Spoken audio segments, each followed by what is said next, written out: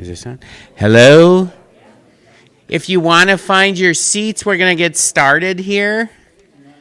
So, I know, you know what I've learned this festival is that poets like to talk. I don't know. There's something about it. All right. So, welcome everybody to our UP Poet Laureate night here at the Great Lakes Poetry Festival at Peter White Public Library. My name is Marty Ackitts. I'm the Adult Programming Coordinator here. I'm the co-organizer of the Great Lakes Poetry Festival. And, you know, I have been known to do other things as well. And I have to thank a few organizations and people and establishments who've really helped facilitate this festival. One is the Friends of Peter White Public Library. Not only do they pay for the live streaming equipment, but they also give me funds to bring poets in, and so that's really wonderful. The Northern Michigan University is a sponsor here, and the Library of Michigan is a sponsor, as well as some businesses that really helped us out, including provisions of Marquette, Superior Culture, Rippling River Resort, and Snowbound Books. They've all been huge supporters of the festival, and I couldn't do it without these groups and these organizations, and of course all the people that support me during the time that I'm organizing and everything. So I just want to acknowledge them right at the beginning here. So tonight we have the UP Poet Laureate reading.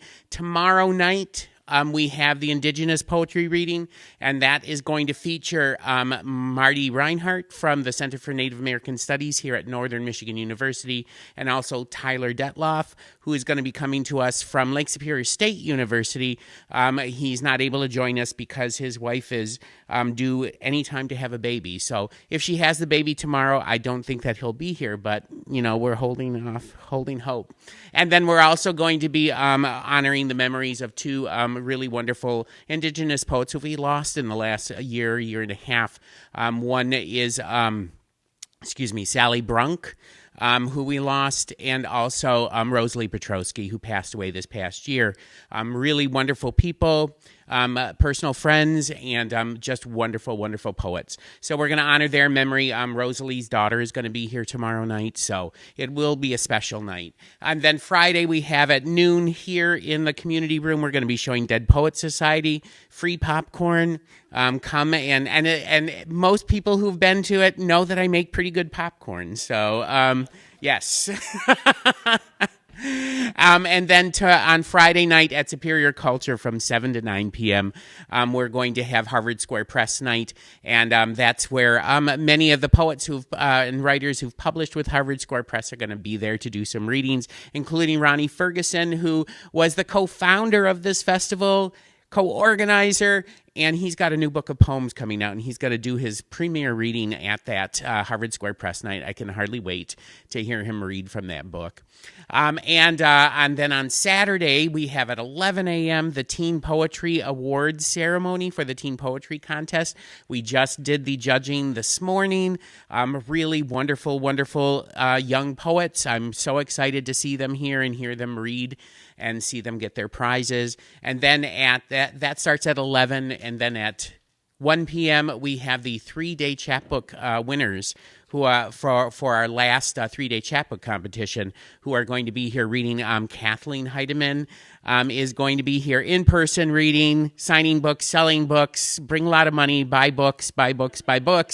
And also we have Sam Moe and Erica Kilsgard, why can I never remember her name, who are also going to be joining us via Zoom because they live a little ways away from us. But they will be reading for us, and we'll have their books here for you to buy as well. Speaking of that, we also have Beverly and Russ who have some merchandise back there of some of their books.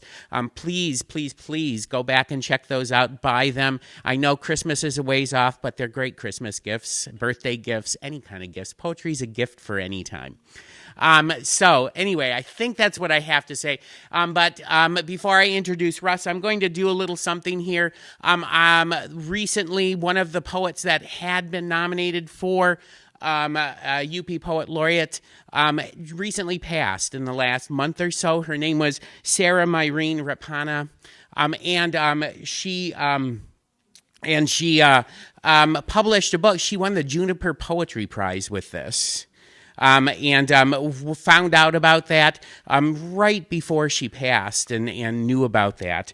But unfortunately, she passed, was never able to do readings or anything. And I just wanted to honor Sarah's memory by on the UP Poet Laureate night by reading a poem by Sarah from her book, Chamber After Chamber. This is the only copy I have of it. It's mine. You can't have it. But I really encourage you to go out and pick up a copy of it because it is a wonderful, wonderful collection. So I'm going to read you this poem by Sarah, and it's called Paradise by the Paulding Light, which is really wonderful. It does have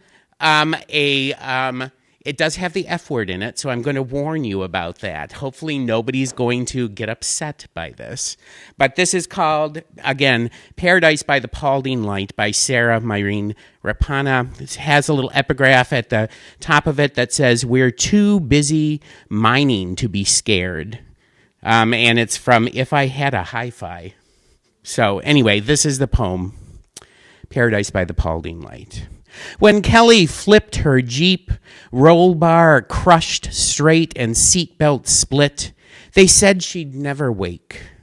When she sat up, they said she'd never speak.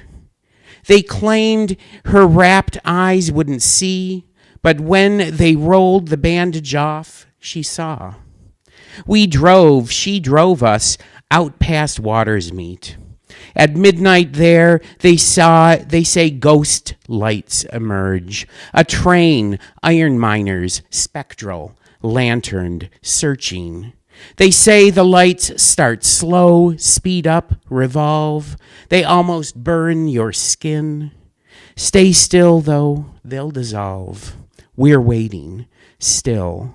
I ask her what she met the night she crashed full body into death. midnight. Silence. No lights. Nothing. Kel laughs and turns away and spits and says, "Fuck this." But does she mean the mine that died? The stitches in her head, the iron-hard sky? Maybe whatever flies as if to knock you dead, but brushes lightly past your cheek instead. So that's Sarah Myrene Rapana. Wonderful, wonderful poet. I encourage you all to pick up this this collection. It's an amazing collection from an amazing individual. So I'm going to introduce Russ. Russ and I have known each other a long, long time. And so how do I encapsulate everything that Russ has done? Well, I do it by reading the bio that he gave me. So that's what I'm going to do. All right. So Russ Thorburn is the author of 4 books of poems. Somewhere Will Leave the World, published by Wayne State University Press.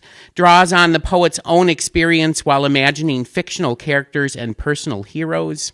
In a previous book, Misfit Hearts, he chronicles the making of the Misfits through the filming location photographs of Clark Gable, Marilyn Monroe, and Montgomery Clift.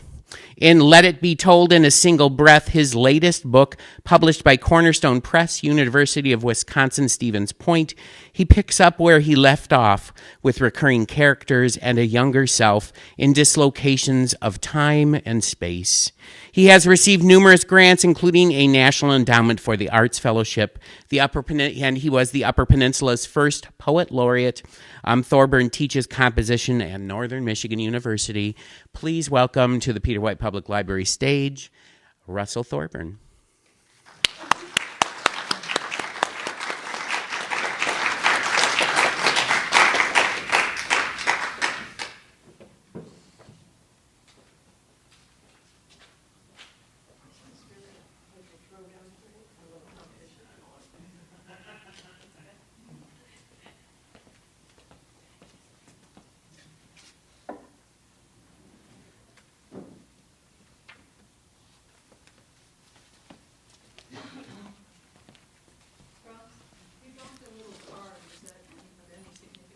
None at all.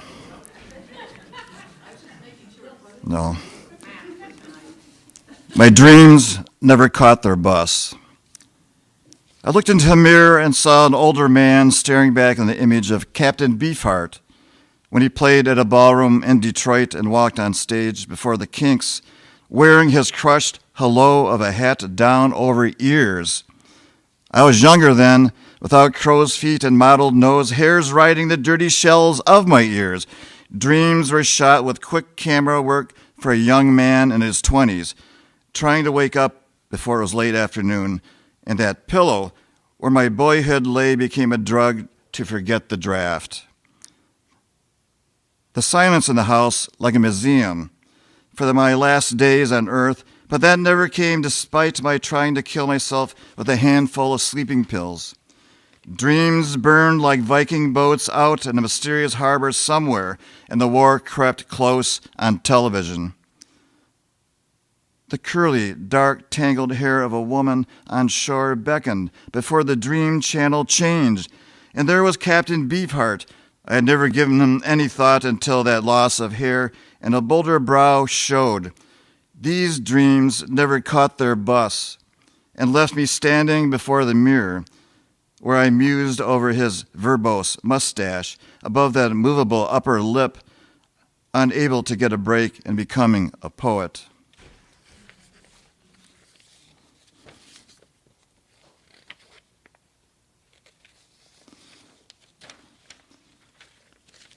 Wandering the Yellow Dog. Jim Harrison wrote of the Russian poet Yesenin, who hanged himself after writing his last poem in blood. Harrison was in debt, unpublished, living on a hardscrabble farm in northern Michigan and back from Leningrad. Everything's so fragile except ropes, noted the poet once, who now tightens a noose from moonlight and wears it round his neck in my dream of him like gray paraffin. A little more than 70, he hobbles using a cane to test spongy ground, skirting the blueness of a rivulet as it curves through a heavy grass land. He stoops for a black-capped mushroom, his dream beard unshaven and unseemly, like his one eye looking on faithfully for any image that takes him to the far corners of a sky, drenched in an impossible blueness. And the old poet wanders into Mulligan Creek, waiting with blue-bottled flies like sipping good vodka for a second, his feet sunk down into this wine of song, waiting for a buzz to float away. His deeply wrinkled face looks for what can never change from that canvas of blue, and he knows he will die and no longer tread the earth as he wades deeper into the clear creek.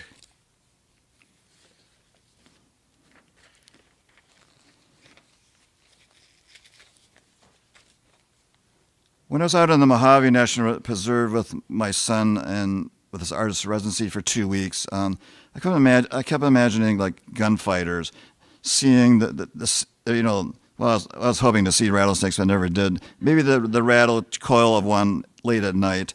But walking down the Mojave road, which is all sand with boulders and kind of like, to be look out for those boulders because they can wreck a car. So I imagined a whole series of Billy the Kid poems, even though it was Mescalero territory, not the Mojave. Billy the Kid's been shot.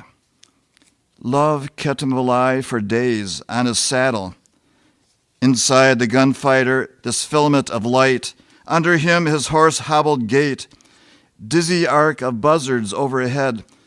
His death ride may kill him or reunite him with Angela. Staring up at the stars, their prickled cluster of no return, he feels his lips bead for mercy. In the heat of the desert, lavender hair tonic crosses the corner of his mouth. Death lurks above as a hawk, or shadows that eat up gaping rattlesnake holes. It's so hot, and he wishes to return. The sand dune lying there, her body. He is William Bonney, shot and sandblasted. He knows he's wanted. Pat Garrett sworn to bring him back over the saddle of a horse from Mescalero territory. He talks crazy, seeing Angela's hanging braids, as if she were with him on the horse. He now gets what death is, with his wounds seeping through his shirt. A tortoise, like a stopped clock, lifts its ancient head to watch a grisly, unshaven face, dust whipping up, his teeth clenched with sand that's ingrained against sunburned skin. When he removes his hat, it blows away from him like a lost thought never to reclaim.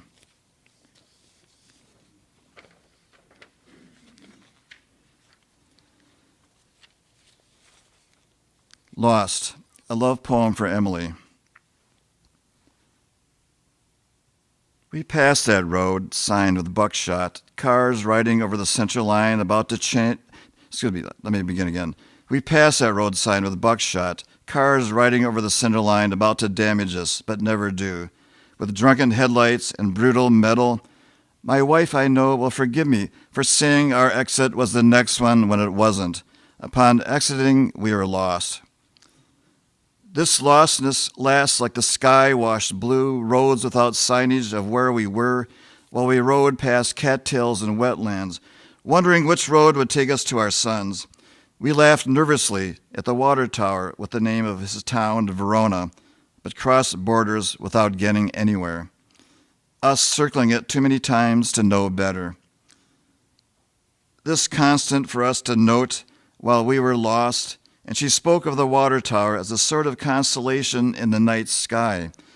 Soon it will be dark without finding our road. I saw the fields revolve through her hair, midnight strands that swallow the gray, her almost slender body beside me, the same as it was at 19. In a while, we're talking about simple things, like bird life, the squawkers and mockers who populate the dusty light of evening. How many deer that we'll see on this trip to visit our son. Her lips speak to me of mountains, of the gathering cold, when we roll down windows for fresh air, of the love flooding our lives still.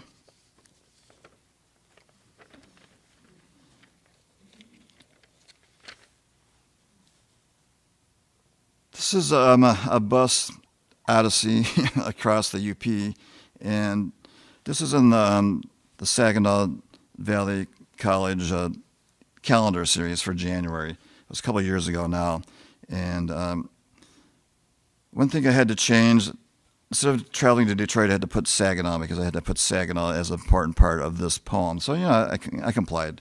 No problem with this. But it begins at the old bus station where the Marquette Regional History Center is. And I'm just going to read the poem and you can follow what's going along. Break from the bus ride. Convenience store on US 2. After 2 a.m., on the bus headed toward the Mackinac Bridge, I watched the prisoner, who for the first time in years strolls among the junk food. His troubled eyes show no trace of murder.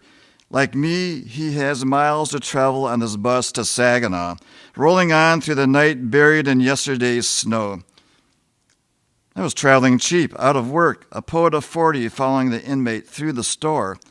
I heard his cold hallelujah leave his sour breath. All journeys are the same, but he wasn't singing. This black man from the walled castle. Like Rithka, I taught men like him poetry, who twisted space with speech in their cell, wrestling with conscience. Before boarding the bus in Marquette, a prison guard leaned into his shoulder and muttered something in the tight cage of his ear that made him cringe. He walked the aisles, buying nothing. I looked closely when he was about to pocket a Milky Way for old time's sake, dance a step 10 years old, gaze up at the surveillance camera daring it to play back his most guarded secrets. He gave the finger to the moving lens, and I thought of him as Macbeth. From a prison play, his voice powerful as that cursed king who made bones out of his freedom after throwing his life away in a fading dream.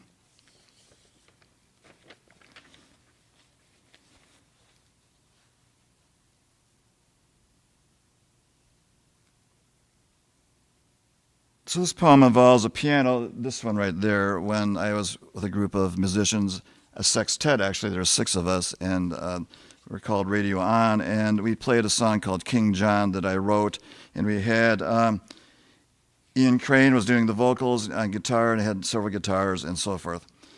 But it became a song from this poem, King John. We crowd into a room soundproofed with concrete, dreams heavy as metal sometimes. I face down the piano's white and black keys, hoping for them to take me past the jagged edges, but under my hands they go their own broken-toothed way. We were working up King John for the late John Renborn, guitarist who died at the Scottish border in his converted church, 20 guitars and 4 turntables in dust, beside the pastrami and cheese left on the cutting board. King John drove miles in his Rover from this remote sanctuary and rode back through the night, if he could, after concerts. But one day he never showed up for his gig. Renborn, once a young guitarist, dangling cigarette from his lips, and his maze of acoustic notes bewildered the moon as much as his guitar companion, Bert Jansch, who had to find the notes as fast as he could play them. Young, my bandmates and I hauled his grunting weight out to the garage. We gathered where farm rakes and shovels lined the walls. the ruined Triumph station wagon, center stage without its engine, hung outside on hooks, almost levitating like our sound, on hooks in the air, the gas of a Les Paul breathed through a Leslie speaker. We'd haunt our songs like young wizards, like Led Zeppelin at Olympia Stadium, that dazzling bowed guitar of Page ripping through silence like a freight train, stunning as Robert Plant sang dazed and confused, a sound that made my ears into bells, ringing for an hour after the show, but that riff's gone, replaced by King John, silver-haired and overweight, who would never tell us what happened to him that night. He never showed, but somehow we found him in our chords alive, head collapsed on the steering wheel, his engine running. Be right back.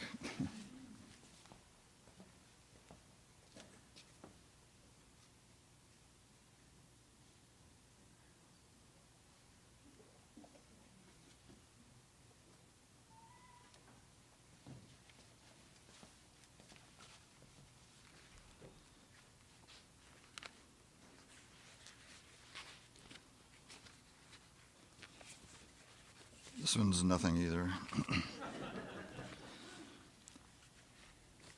Okay, Richard Brodigan. This is for Troy Graham and Chip, who have an interest in Brodigan. And there's some things in here you might want to know or maybe not. Richard Brodigan wants to walk off the cover of Trout Fishing in America. He's standing by Ben Franklin's statue and thinking Ben would like to walk away too. Out of all this marble, what has trout fishing to do with the American Revolution and Brodigan, whose hippie pilgrim hat tops his cool San Francisco look in Washington Square, keeps his hands behind his back? His big, wire-rimmed stare at the photographer confirms everything he's thinking. The slick black boots of his lady want to walk away from the stone furniture, unaware of Ben Franklin's thoughts, maybe the same as Brodigan's, of rivers running thick with trout, or snow that falls on the land in some places with frozen bunkers where hunters gather to murder deer. I read the book in high school, wanting to unlace the boots of the lady, wondering if I could ever talk with her rationally, or be older than 19. I never cared about catching fish, only words. And years later, not so many really, I met Brodigan, checked him in to the far northern hotel where he'd sleep after his reading. I went up there to adjust his leaky toilet. On his hotel bill, he had a fifth of vodka and a Playboy. He wasn't going to take any chances for a good time. I never wondered what Hemingway's up to, nor cared that he breathed in a shotgun one night because the words weren't falling from tumor to typewriter on a desk in Idaho.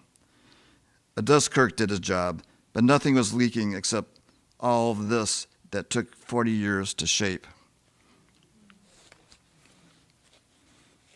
So on this same stage, we had an evening with Edgar Allan Poe. Some of you may have been here, and this is a poem on imagining Edgar and a poet at a cafe. But that was a very good night with Edgar Allan Poe, and I think we had 5 musicians. Dan Truckee was here with a lot of equipment. It was a good night. At the Lonely Cafe, Poe is back from Nevermore. The collar of his wrinkled shirt up around his bird neck. He sits at a table behind you, his back always against the wall like Wild Bill. Edgar Allan Poe dressed in black, his mustache unwieldy, his voice flying when he implores his strange bird of unhappiness to depart, telling it where to go as you crack the spine. As you crack the spine of your book of poetry, even louder to disappear in disquiet. Your lonely cafe reading time disturbed. His shoulders bear that weary bird of Lenore singing, and he does his best to cry for the waitress with red hair, his coffee cup empty, but she ignores the man from Baltimore as if he were last night's drink that set her hangover. If only he'd stop staring at you, sunken in disappointments, those photographs of melting ice that was clearly your soul only another poet could see. You carry his poetry in your pocket when you go out the door in a bewildered gaze. Snow falls out of kindness to cover up the ugliness in everything, like old album covers. You touch your open-necked shirt and tightly pegged trousers. Your fingernails are dirty from digging your own grave. His eyes show miles of madness walked for heart chords never played. He calls you by name. Your nose hair bristles. You smell that nevermore when you scrape back your chair to escape. You don't move as that ancient, weary bird looks at you straight, in your hallucination that'll take pills to mend.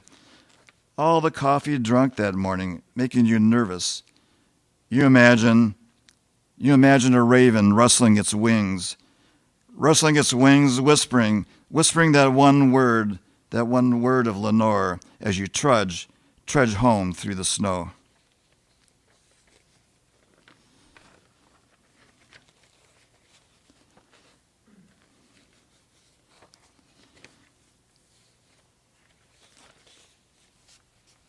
Apollinaire is my muse, the 1918 poet who actually he died after the armistice of Spanish influenza and head wounds sustained from being in the trench as infantry. He really started out in the artillery, but he wanted to be with the other guys, the men, his brothers, his poets.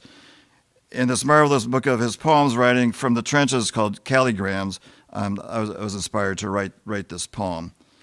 After André Rouvière fixes his flat tire, they'll drive to Deauville for the end of an epoch. Apollinaire lifts his signature bowler from his large Polish head to the night in its caricature of a starless sky, for roads taking one's soul to other places always remain dark. And beneath this epoch-ending first day of war between Germany and France, they will leave behind them the swaying treetops, stars in their solar ink, and the pure effect of art as aphrodisiac, visible in hay bales no one will ever dream again. Stillness is always this language the poet can hear with the pebbles talking among themselves along the road when they walk around like figures in a drawing that have decided to leave the canvas. Andre is wearing a bow tie, a short and slender man like one's favorite waiter, and on his knees struggles to repair the tire's gaping puncture with his rubber gloves, unable to draw upon any practical solution except when it involves pen and paper.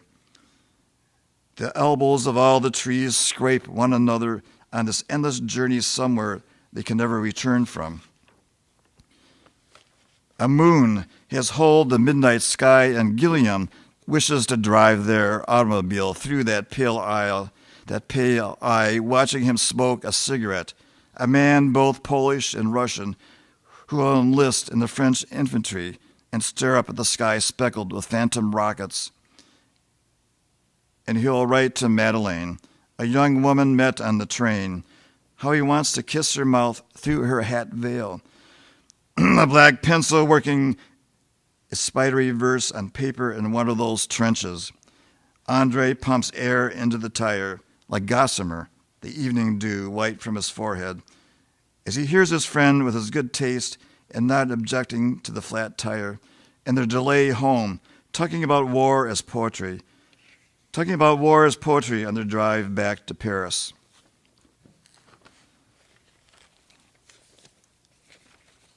So I'm going to end with one more poem. I think I have time. Is that correct? Okay. This is it's going to be in The Glacier, a David Dodley edited magazine from University of South Bend. Sunset Boulevard or Terminal, I changed the title. We'll call it Terminal. Picture me walking down Sunset Boulevard, observing my fat shadow splashed across the sidewalk. I notice the homeless have put on weight as I adjust my sweater vest with a tug, then tip my Irish cap to strangers who pass without even a nod. I glide toward the coffee shop around the corner, carrying poetry in my pocket, and hope a few vertical lines in a notebook will bear up later under scrutiny. These words, like dust, blow away from my moving lips, talking as if I were an out-of-work actor carrying his own Macbeth. There's no explanation except I'm a bad poet visiting Hollywood, whose windmills are huge as they spin around when I depart to the security of a cafe semi-bustling.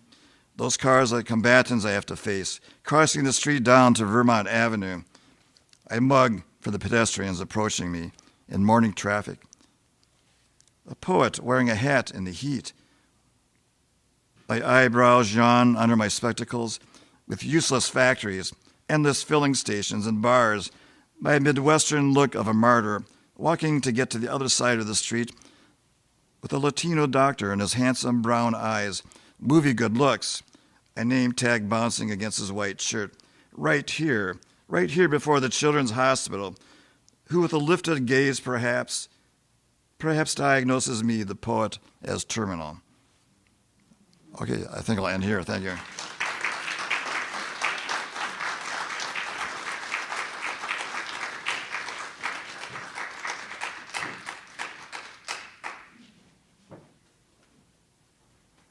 Thank you, Russ. Okay. Just going to do a little rearranging here.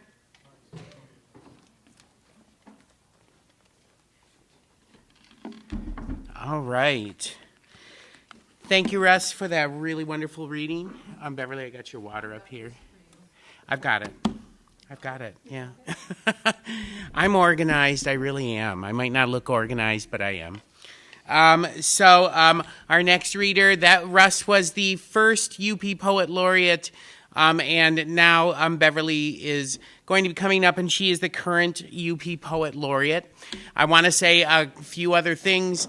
Again, books back there from Beverly and Russ. Please stop by because, poets don't get supported like that much. So buy some books. And also there's also a table back there of free books that I've been collecting all year long for the festival. And each and every person in here has to take one of those and bring them home. I don't care which one you take, but take them home, please.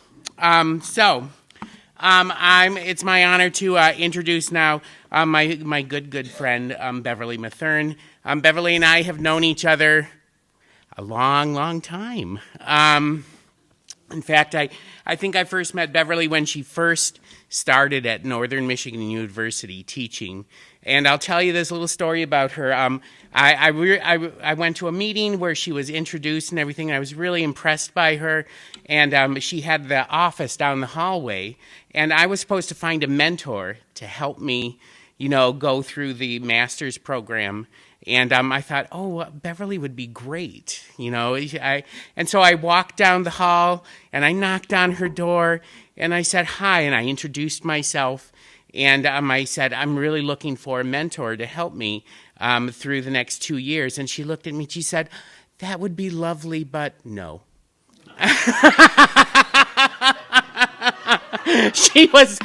She had just moved, and in her defense, she had just moved in and was still moving into her apartment. She had a young son. I mean, it was just, it was overwhelming for her at that point in time.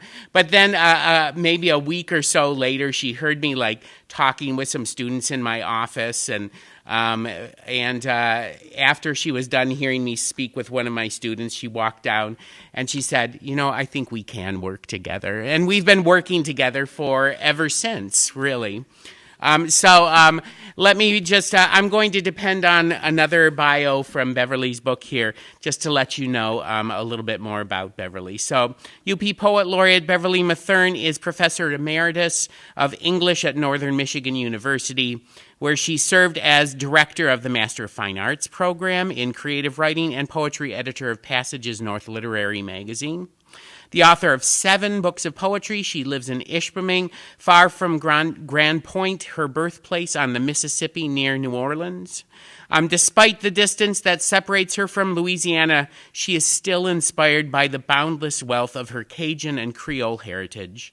The recipient of 7 first-place prizes, including the Hackney Literary Award for Poetry. She has done more than 350 poetry readings, now 351. After tonight, across the United States, Canada, and France, and in Belgium, Germany, Spain, and Wales. She holds a PhD in drama from St. Louis University and an MA and BA degrees in English from the University of Louisiana at Lafayette. And after receiving her doctorate, she did extensive work in French at the University of California at Berkeley. Please welcome to the stage Dr. Beverly Mathern.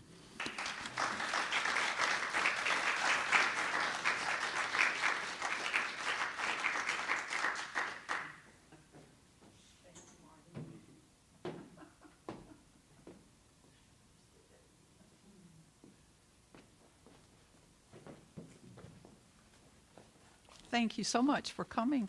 It's kind of pretty out there. I mean, it's a little chilly, but it's sunny. That's a special thing. We don't always get every day. Okay. So I chose, with the little brochure says that we're celebrating Russ. Russ and I are celebrating our books, and so I've chosen some of my favorites from my books, but I have some newish things too I'd like to share. Oh yeah. Oh, thank you, Marty.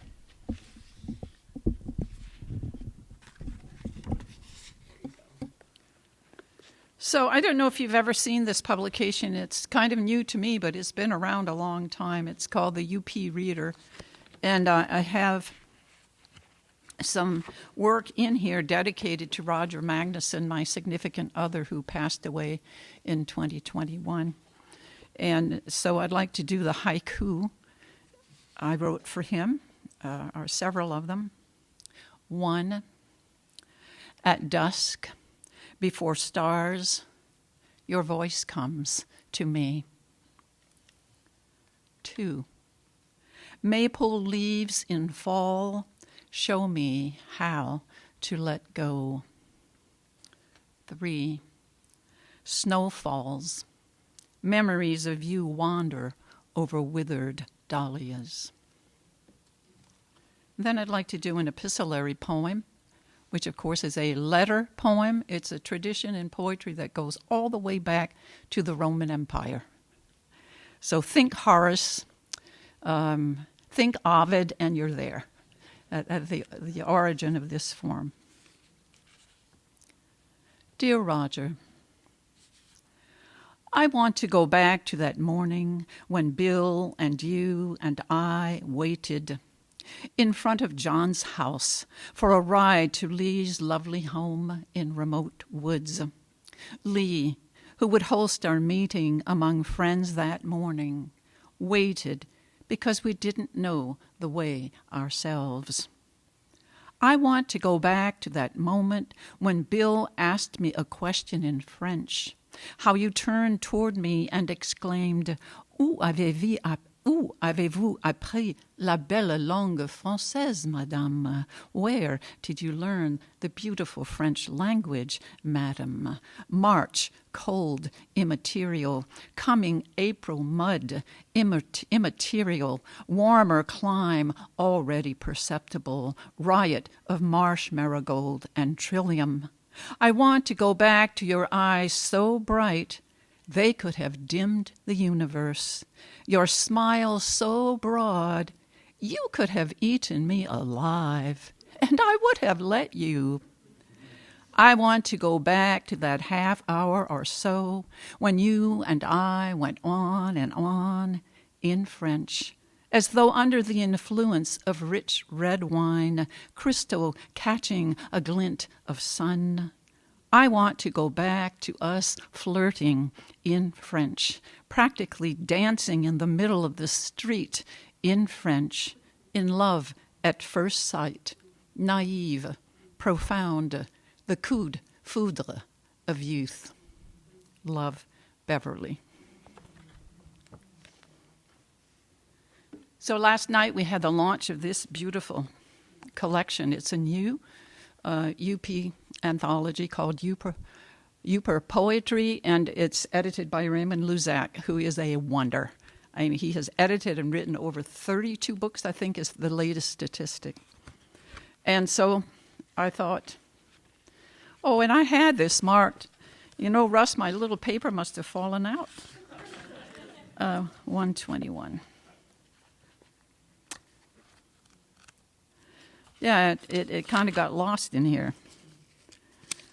Okay, so this is another poem dedicated to Roger. It's titled "Come Like a Thief," and it's got a little epigram book from the book of Revelation, chapter 3, verse 3. If you will not wake up, I will come like a thief, and you will not know at what hour I will come for you. Answering his cry, I went into Roger's room, readjusting his pillow, his covers, cooing, "It's okay, it's okay." He fell back asleep. I sat at his bedside. Out the window, my brother Albert stood on the sidewalk.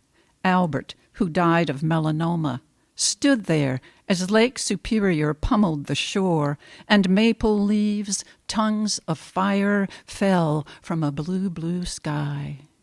Stood there in 3 dimensions, age 17, I'd say, in jeans and red flannel.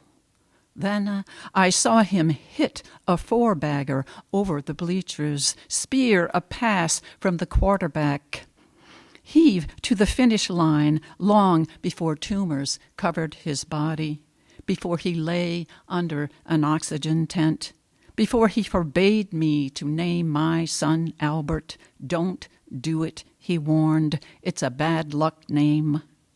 A photo of great Uncle Albert, knickers and high tops, flashed before me. Great Uncle Albert, who died of tuberculosis at 19. Hands in his pockets, my brother stood, looking right at me, waiting. Did he come to say it wouldn't be long? Did he come for Roger, or did he come for me?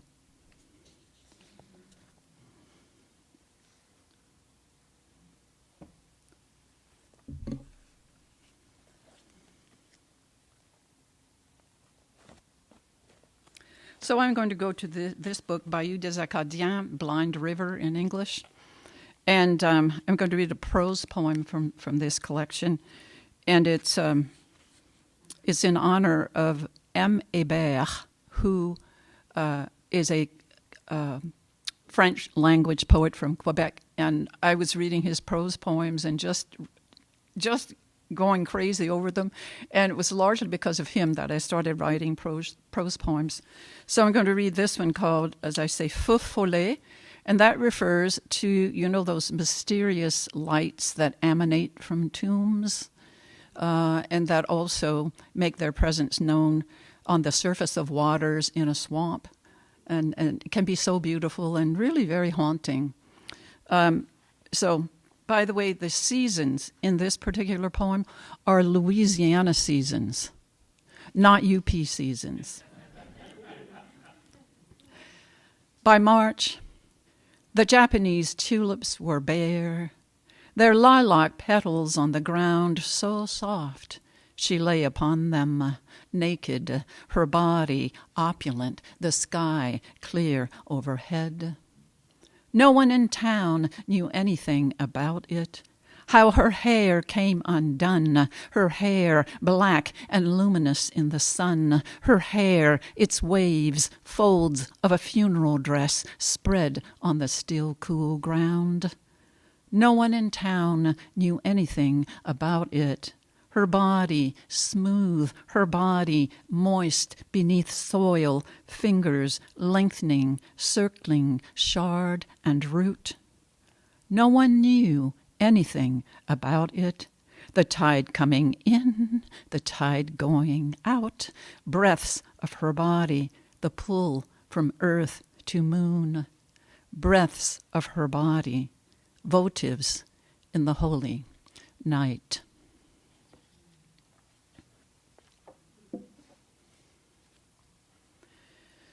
Well, I'm going to read one called Take Me, and Kathleen Heidemann and Marty will remember this one because they were present at the Poets Circle when I brought it there. It's written with thanks to John Donne and Dante and Homer. I lifted 5 words out of John Donne's Holy Sonnet 14. I took an image out of Dante's The Inferno, and I took Charon out of the Iliad. So,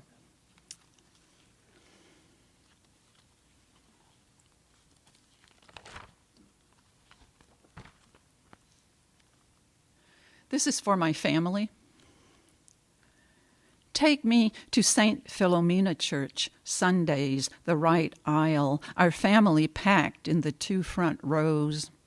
Take me to my garish op art piece, 6 feet high, rigged motor, lights spinning on stripes, orange, purple, brother lugging it into the trunk of his car, roping it shut, the 2 of us heading home for holidays, me sculpting his ear in wax the long way home. Take me to him, not dead yet in that auto accident on Christmas Day. No shoe, no hand, 50 feet from crash site. Take me to no brother dead yet from melanoma, no request that his little daughter kiss him goodnight on a spot with fewest tumors. Right here, he'd say, touching his cheek with pointer finger. Take me to no sobs as he reads birthday cards under his oxygen tent. No fear of death, no delirium, no arrival of casket at mass, no mausoleum drawer slammed shut. Take me to no brother dead yet from lung cancer, its metastasis to brain, no 5 years as guinea pig at MD Anderson to keep another victim from suffering, he'd say. Take me to no seizure, no morphine, no tiny granddaughter racing down the hall calling Papa, Papa, as he takes his last breath. Take me to no dead daddy, him healthy and strong, fixing broken TVs, clothes washers, inventing machines for smarter farming. Take me to him reciting Shakespeare's soliloquies, singing Isle of Capri in French, ALS not in the picture, loss of dignity not in the picture, me arriving in a coma not in the picture.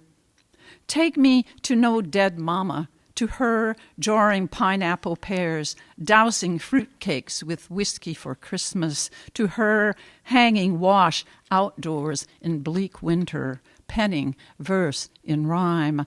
Take me to no barbed wire hurled from mower blade, no slashed leg, no splintered bone, all that blood, not yet.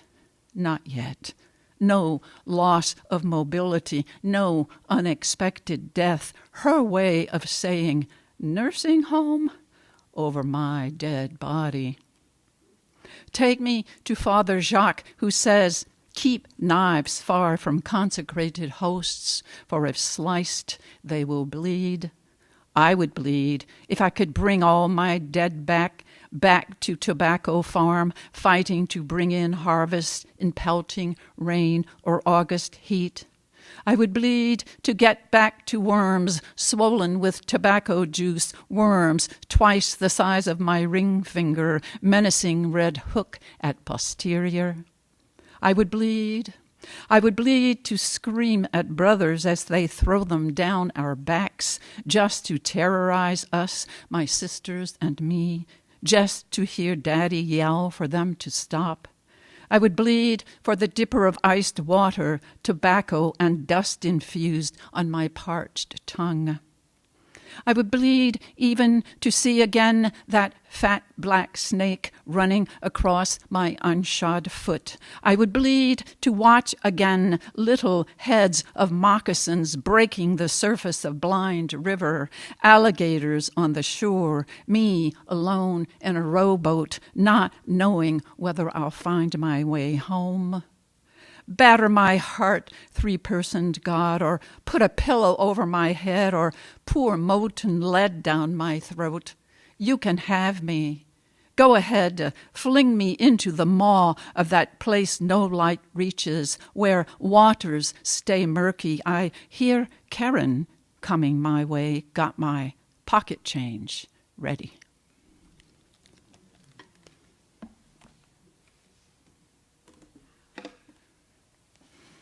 How are you doing? I thought it might be fun to do something a little light after that poem. And in this particular book, which is about the early life of Cadillac, after whom the car is named and after whom the town and various places in the UP and in Canada are all named. So I wrote this book about, I imagined him as a young boy and a young man, and, before he came to the New World, before he arrived on the St. Lawrence River, at the point at which the Château de Frontenac, the Frontenac Castle, now stands on the edge of the St. Lawrence there in Quebec. So there's a good reason for having folk tales in here, but I can't tell you about that right now.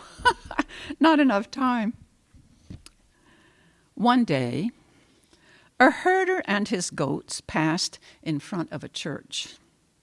The billy goat of the herd noticed that the church door was open. He went in. The bell ringer arrived to ring the Angelus. All of a sudden, the door banged shut, locking the goat in the church. The next morning, the man came back to ring the Angelus again. He saw the goat standing in the pulpit. In a frenzy, he ran out the church to the rectory. "Father, come see, the devil's in the church." The priest said, "You're kidding, right?" "Oh, no, I saw him. He's in the pulpit. He's hairy, and he has a beard. His eyes, his horns, it's definitely the devil. Quick, come see." And, of course, the priest went to the church. "It's him all right," he said. Taking his aspergillum, he frantically sprinkled holy water over the animal. Suddenly, the goat jumped from the pulpit to the floor with a hell of a ruckus. He ran for the door, passing between the legs of the priest, who rode out of church on the animal's back. Waving his aspergillum wildly, the priest yelled, "Oh, my God! The devil's got me! He's got me now!"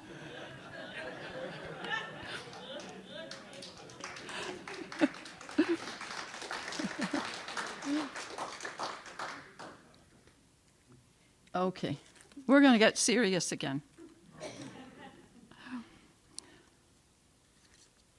Because I'm going to read the poem Sons, and some of you know it, and I think many of you probably don't, but I just wanted to say a few things. When my brother Curtis Jr.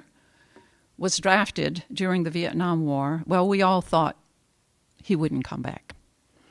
And, however, he was placed at a desk working with intelligence in Madrid, Spain. And he came back to us. And we were so overjoyed that he came back. Now, I read this poem in Manhattan in New York once, and this woman raised her hand after I had read it. She said, "This is a very moving poem, but I don't understand what the woman June is doing in your poem." So I wanted to explain to you that the word junior is an affectionate the word June is an affectionate diminutive of the word junior. So there is no June woman in the poem. And then the other thing, too, is this takes place at Christmas time and not the 4th of July. Okay.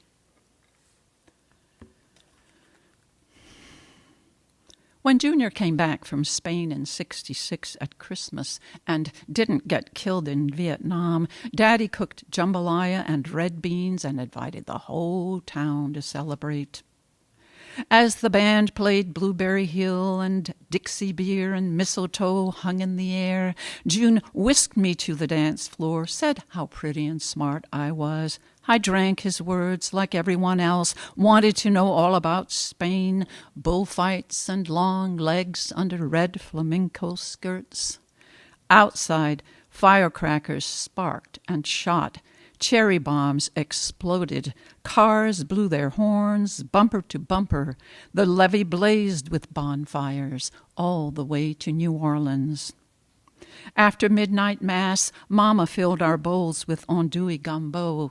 June headed home on a country lane. His high school friend whizzed, skunk, drunk in the other direction. He didn't see June coming. The sheriff broke the news. Nobody cared for hot gumbo, candied yams, or pralines. The day after Christmas, mourners came. We drank black coffee and stayed up with June's body through the night. Ernie boy, just learning to play pitch and catch with June, cried, threw up, and finally fell asleep among the other little ones at the foot of the coffin. My sister Shirley and I knelt beside it and prayed and whispered about the smell of death and wondered whether everybody smelled it, but dared not say. The next day, the pallbearers slid the coffin in the mausoleum, the way you slide a pan of bread into an oven. The rain was cold and damp and drenched the scarlet ribbons on the great sprays of red roses at the wall. That spring, Mama devoted herself to sorrow, the way she did the Stations of the Cross during Lent. She started checking out books on death and suffering, wore black, put sorrow in June's baby buggy, tucked his quilt at its neck, and pushed the buggy out of her bedroom, through the kitchen, down the back steps, through cane fields and pastures, into swamp waters among wild orange irises. She dredged the buggy from the swamp, pushed it back to the house, down the driveway, on to Grand Point Lane, to River Road, to St. Joseph's Church. She heaved. She sweated. The wrinkles in her face stood taut. She pulled the buggy up the church steps, to the thick portal, up the aisle, to the altar, did not genuflect, stared God straight in the eye, and said, "Maudit fils putain, you son of a bitch." The congregation froze. She turned and waved her arms wildly. "Au diable avec tout de vous autres, to hell with all of you." She banged the buggy down the altar steps, down the aisle to the Pietà, who held the dead Christ in her arms. In her supplicating hand, a crystal rosary fractured swords of light from the rose window above. Toi, you. Her voice cracked. She hurled her arms around the neck of the sorrowful mother, sobbed and sobbed, crumpled as if suddenly shot. Daddy ran to her, gathered her in his arms. "It's okay, Mama. Let's go home, Mama." 10 years later, melanoma tumors covered Ernie boy's body, and Mama got restless again. She got that wild look in her eyes and searched closets, barns, and fields. "What are you looking for?" asked Daddy. "Le maudit buggy de bébé, that goddamn buggy," she said.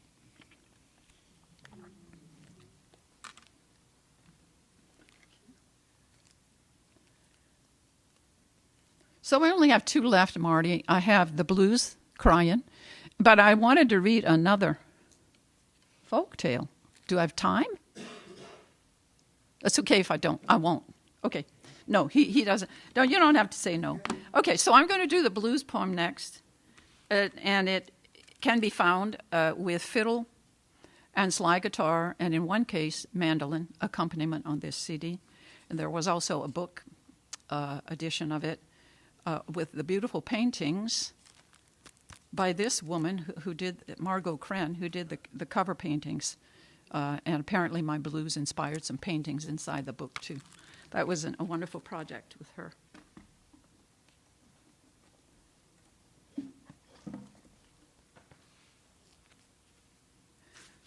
I just wondered, is it permissible to take this off of here? Oh, thank you. Otherwise, I'd have to be like this and trying to do all these blues things that you can't do if you can't take it out. How do you get it out? Oh, good. So one of the things that we like to do as poets is take on the voice of someone or something who's not us, and that's a persona poem. So in this one, I take on the persona of a blues woman. And I did want to say just a little bit, I don't have much time, but there's a central image in the poem of the Egyptian sky goddess, Nut. And she is also the mother goddess of ancient Egypt. And she is depicted, always painted in blue and with stars. She's covered with stars to connote the night. And in her headdress is an object, it's sort of like a ceramic bowl. And scholars tell us that is the hieroglyphic version of her name. And that probably represents the uterus, which doesn't surprise me because one of the things that she does as goddess is every night she swallows the sun. And she gives birth to it through her vulva every morning. So she's associated with night, death, the tomb, the underworld, and regeneration and resurrection. Now, she does have a consort. His name is Geb. Typically, he lies flat on the earth, and she's up in the sky, and they're separated all winter. But you'll see what happens in spring.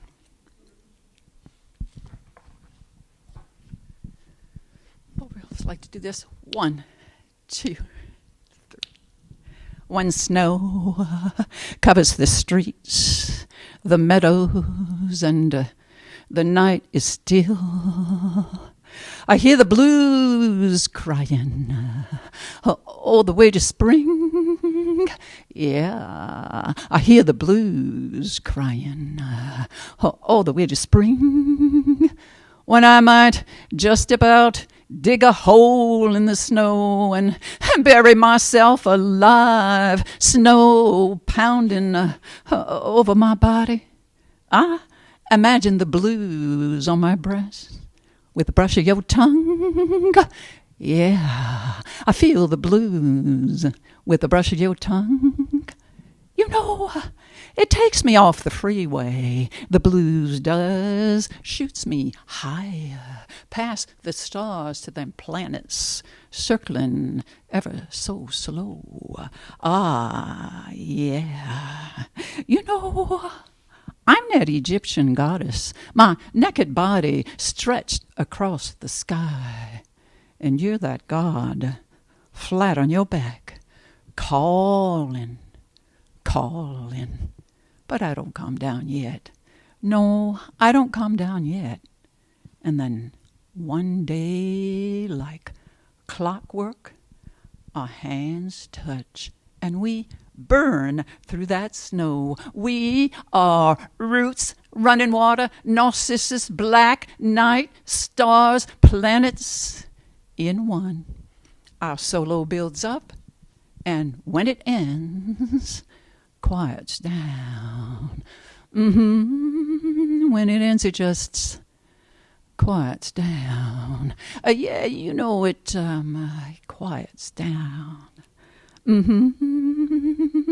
Tu sais, Ça me fait perdre mon chemin. Le blues me prend et me gauche haut à travers les étoiles jusqu'aux planètes qui virent lentement. Ah oui, tu sais, je suis cette déesse égyptienne, toute nue, étendue à travers la nuit. Et c'est toi le Dieu, couché sur ton échine, qui m'appelle, mais je réponds pas encore. Non, je descends point. Et puis un jour, comme toujours, nos mains se touchent et on brûle à travers cette neigicite. On est racines, eau vive, nuissantes, étoiles, planètes, ondes mêlées. Notre solo monte. Et quand ça finit, ça se calme. Oh ouais, tu sais ça, se calme. Mm-hmm. Oh ouais, our solo builds up, and when it ends, quiets down. Mm-hmm. When it ends, it just quiets down. Yeah, you know it quiets down. Mm-hmm. Yeah. Merci.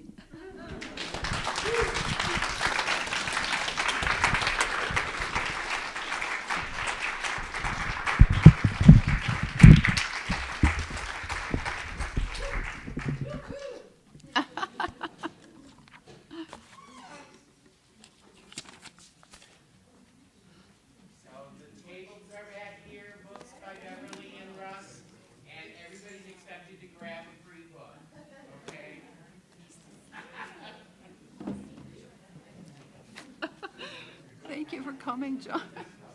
You knew a lot of them.